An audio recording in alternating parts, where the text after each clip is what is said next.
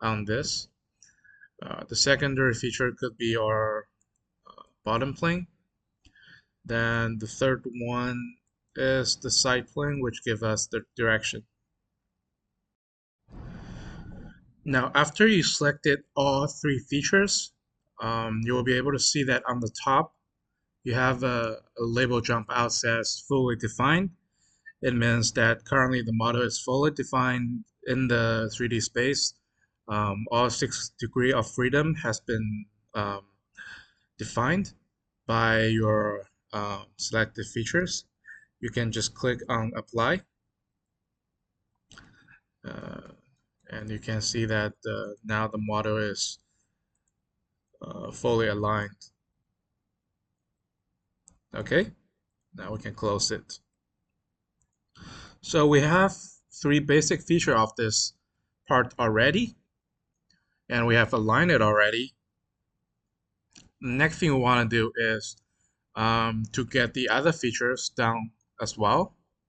So to form a solid body of the main part, now what we want to do is we can go this extract primitive function again on the top, and let's generate the other features. For example, the top plane, make sure the auto constraint is opened. And here you can see the reason why we align the data, because when you extract primitives, the word coordinate system can be your auto constraint target. So you can make sure like all the planes you extracted was parallel to the word coordinate system. Of course, for most of cases, you want it to happen. All right. And if you check on the analysis, you can also see how well um, this plane was fitted. You can see a color map of the closeness of the fitting plane and your real mesh. Okay. Let's create and stay and get more features down. The cylinders here, of course, we don't need solid. You see it's automatically been set to parallel to the z-axis, which is what we want. Okay. Create and stay. This plane as well. What else? The center, of course. Here, this side, you can also manipulate with the drag strands to make sure you can ignore the variance. Okay, create, stay, and I believe this one is the last plane that we need. Create. Okay. So now we have the main body features extracted. Next, we're gonna trim them. Before we do it, there's one operation that I recommend everybody do is um, to extend all the cylinders to make sure they cover the full cylinder area that you have on the mesh. This will help you to get better results. You can also extend those planes as well. Cylinders, the top one as well.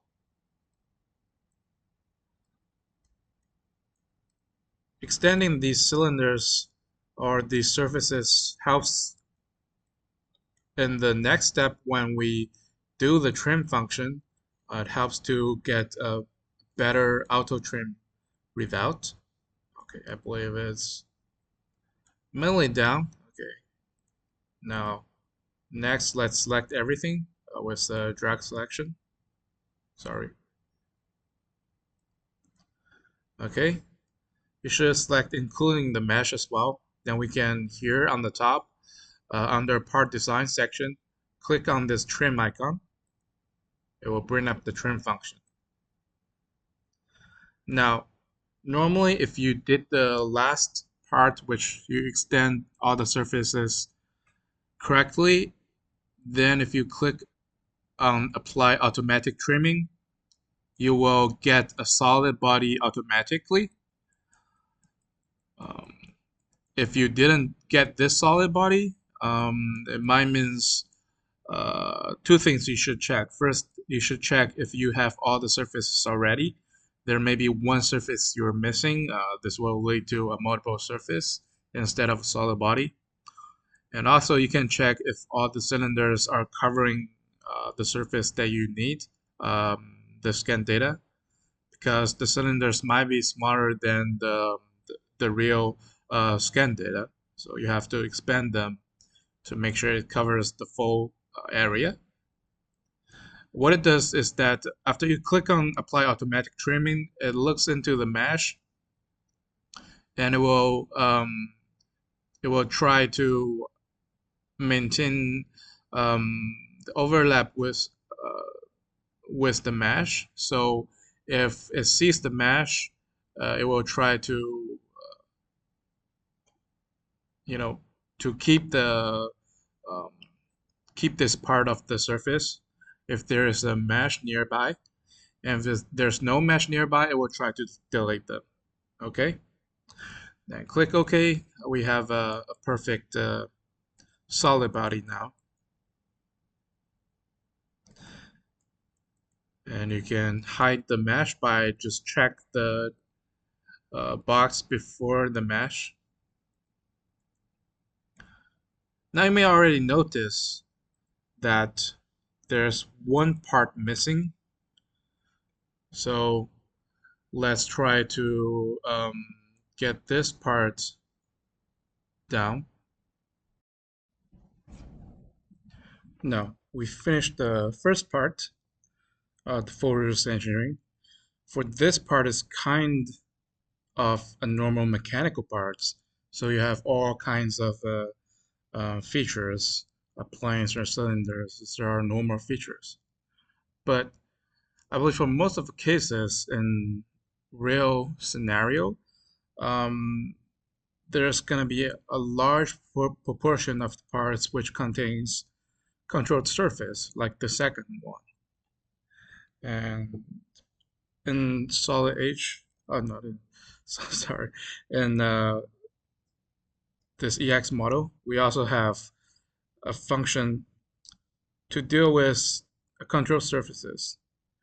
With this model, I'm also gonna give you some idea of how you can do mesh editing, because we have some defects on this mesh. So I will show you the workflow for mesh section tools, how to remove floating data, how to fill holes,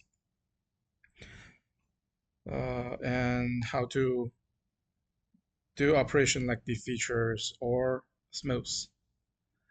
And after this, we're gonna try to use this freeform function to create some quad surface, like you can see on the screen. Okay, now let's do it. So the first thing gonna be same, go to the help, examples, and find our parts. Name is aerosol node. Okay, so get to this part first. Now, part is actually already aligned. So usually when you're doing reverse engineering, after you align the parts, depends on the quality of your mesh. You might need to do some cleaning for this mesh. And all the function can be found here under Edit Scan on the top in the Scan Data section. Click on Edit Scan. It will bring up this edit window in which you're able to use a lot of different tools to select certain areas and do some edit. Okay.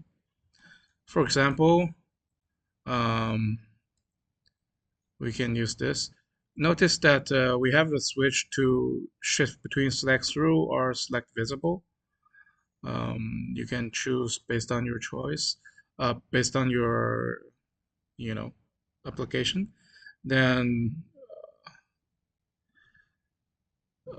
there's Two other things here under is called individual meshes and holes.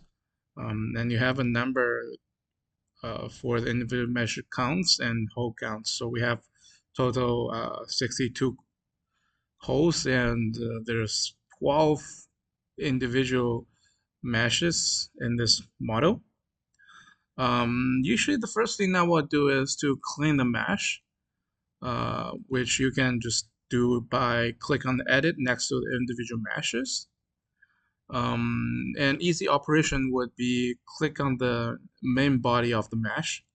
You see now the main body is selected, and you can click on this leave only selected submesh. By doing this, it's actually delete all other meshes. So it's very easy, just one click. Now we'll have only one mesh. And you can also fill in holes later with a similar operation like this. If you click on the hole, you're able to use this two button to go from one by one to clean them all. For majority of the holes, it's actually pretty small, so you don't really need to worry about it. You can use something like automatic hole filling functions at this part. How to do is just giving it a diameter of the bonding sphere, then click on the fill holes. They will fill every host is smaller than this diameter, and it's also possible to measure and give a certain number, so it's more visible. If you click on fill holes, you see it fills everything that's smaller than this size. We can make it slightly larger, and it will fill more holes. Okay, and of course, if the automatic filling function sometimes will bring up slight problems, we can use more things to fix this. For example, like here, after filling, there's some intersections. What you can do is either you delete them and fill again, or you can actually use this defeature functions, which give you a pretty good results as well. The defeature function can be used to fill holes as well. For example, this larger one here, if you try the defeature, they give you a pretty good results. And it works for things like bumps. If you do defeature, it will give you a purely flat surface. Okay. And if you have small holes like this, you can also use defeature to fill them. It's actually very good because it not only just fill the holes, it clean up the mesh as well. So it's easier for area like this, which is very strange shape. If you fill holes directly, uh, it might give you a lot of problem. For example, like this one, if I fill the select holes directly, you see it will give me a very weird shape.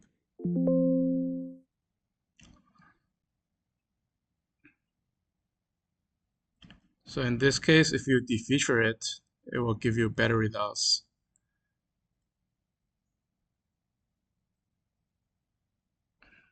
Okay.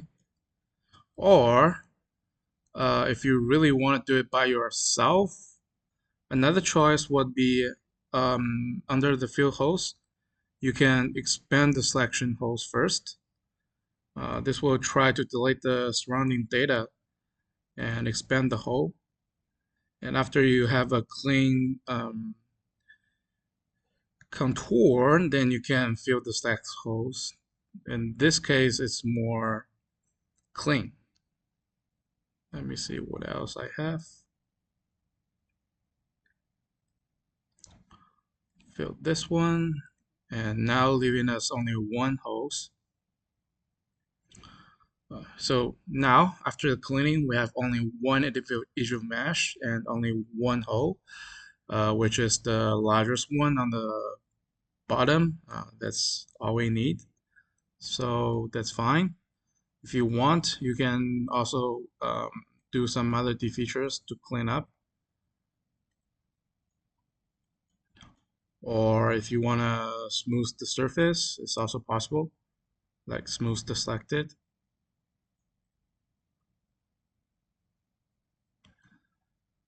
All right. And you can find those functions here as well. The defeatures, project boundaries, smooth mesh, or you can actually split the mesh as well with the solid or things like that. Okay. So this is for the mesh editing functions. Now, after we clean up the mesh, next thing is we're gonna use the freeform function to build the side of this mesh. Okay, so what it does is that after you click here, new freeform on the top, um, it allows you to manually lay down a quad surface. What you do basically is just given 4 points. This indicates the boundary of the hole. And if you have this show duplicate handles turned on, when you move your mouse to the side of the any edge, you will be able to see the small D handles. And if you click on that, it allows you to generate a new patch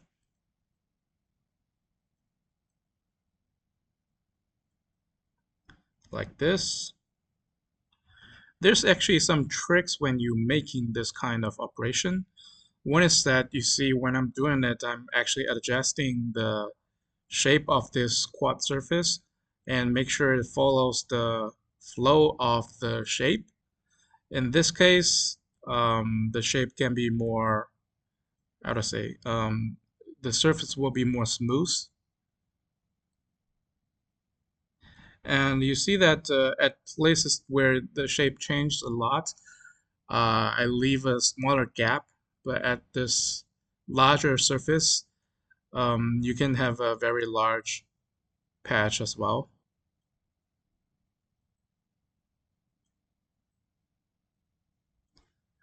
Let's go one by one to finish the full patch.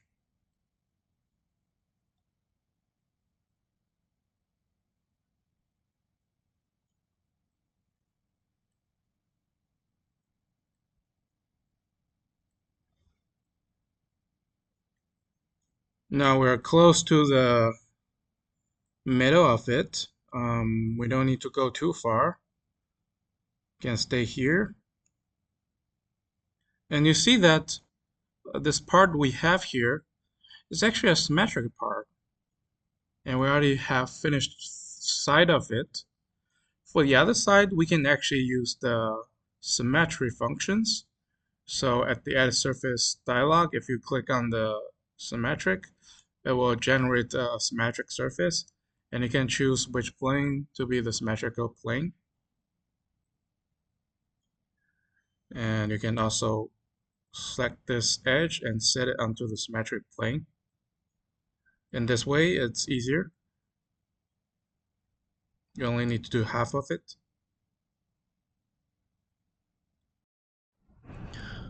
So this is how the surface look like.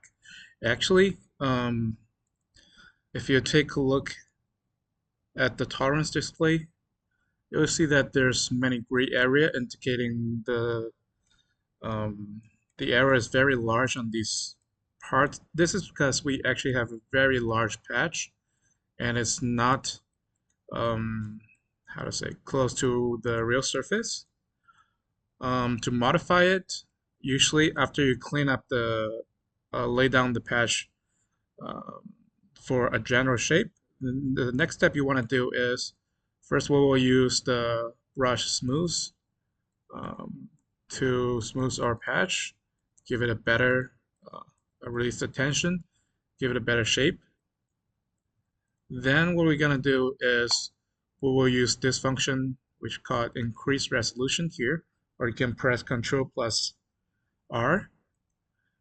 This will adding more control points onto our patch, giving it a small this smaller patch, and we're adding more fitness to the surface. Even if you click again, it will give you better results. You see that for some area, um, you cannot get rid of the color. This is actually because, remember, we're doing this symmetrically. So you see that it's always one side green, one side blue and one side red. This is because the software is trying to get in the middle of a two non-symmetrical, not that symmetrical shape. So it's actually okay to do so. Now, after you finish it, you can click on close, and here is what the surface that we have. You can extend it and trim it with other surface, or you can also export it to IGS file as a NURB surface or things like that. All right. So that's for freeform surface where you can patch out your own surface as you wish. Now, let's take a look at the last one, which is organic parts. Usually, for some rare cases, we have some parts which they have this kind of organic shape, and it's impossible to do reverse engineering with feature generation or laid on patch because the shape is slightly too irregular. And for this kind of things, what we do is using this function called auto surfacing. And let me show you. Now, also we need to get our parts first. You can find it under example as well. Use this Y shape holder here. We don't save. Okay. You may notice that the parts are also aligned already. So all you need is just click on this auto surface functions. And after you get into it, you will see that there's actually two different algorithms. If it's a normal parts, you can use basic algorithm. If you want more control on the patch that you generated, try to use the feature aligned one. And you can change the target quad count to make it more detailed. The larger counts you have, um, the you know, then the surface will be more close to the scan data. And you can also select the feature detail and choose if it's a symmetrical parts or not. In our case, I believe it's symmetrical and the plane gonna be OXY plane. You can double check it. And this one thing very useful is that if there's actually a hole on your parts, you can also check this improve host boundaries. This will make the hole boundary more rounded. Now everything's done, you can click on preview to see how it works. Okay, it's actually pretty fast. And it's also able to check with the color map to see the closeness. You said it's on some areas it's actually a little bit off. This is also because of the symmetrical structures. So it's trying to find the best on one side. And if you're good with it, you can just click on OK. The model is also possible to output as a IGS file, a NURB surface. So you can edit in the future. And in some cases, you can also select a certain area to do this auto surface. Then for the rest of area, you can still use normal, feature extractive ways to do a normal CAD for those parts like half regulated, half this organic shape. You can actually combine both together.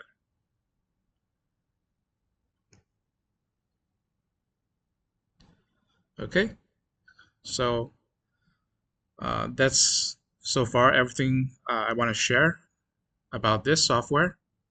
Now we will start on the QA sections.